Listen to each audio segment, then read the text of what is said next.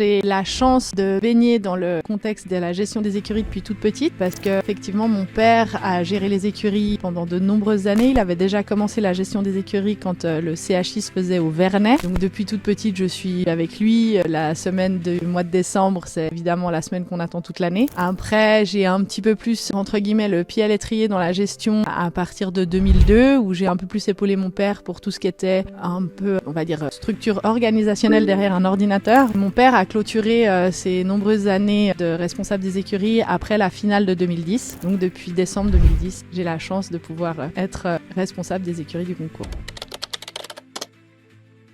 Oui, mais étant donné que c'est presque un peu comme mon quotidien, c'est un travail, c'est une passion aussi, j'adore faire ça, on le fait avec grand plaisir. Ce travail, c'est déjà en amont, gérer déjà une centaine de bénévoles qui viennent toute la semaine, on commence dès le lundi à la mise en place des écuries, mais après à décharger les camions, aider les grooms dans leur installation. Et puis après, à partir du moment où la manifestation est lancée, là on est plus dans l'entretien des écuries. Alors, on fait pas les box, mais par contre on entretient les couloirs, on ramène de la paille, on donne du foin, des copeaux aux grooms, essayer de leur faciliter le plus la vie possible. Ça, c'est un peu toute la partie pratique. Et puis après, la grosse partie, c'est le dimanche juste avant le début de la semaine, où là, je dois faire toute la mise en place, enfin distribuer les box à chaque cavalier. Et là, on rentre vraiment un peu dans le détail où je dois faire très attention de ne pas avoir un étalon et une jument à côté, par exemple, ou alors aussi faire un peu en fonction des affinités de chacun et des demandes spéciales où il y a certains chevaux qui doivent être dans des endroits calmes, d'autres chevaux qui doivent être pas trop loin d'autres parce qu'ils s'inquiéteraient s'ils sont seuls. On a un peu toutes ces choses où on doit faire attention, mais c'est passionnant.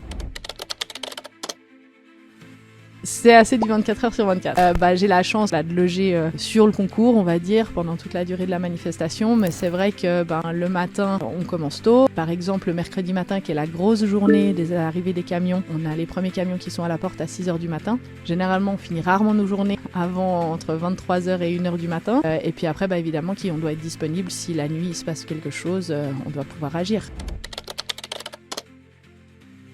Avec les cavaliers, j'ai pas énormément de relations. C'est vrai qu'on commence à connaître les visages et on se salue. Maintenant, c'est vrai que j'ai la chance, c'est que je connais de plus en plus de grooms. Et puis, ça facilite aussi beaucoup l'organisation, la planification en amont. Parce que, justement, pour un peu les besoins spécifiques de chaque cheval, ça me permet de vraiment faire au mieux pour eux, quoi.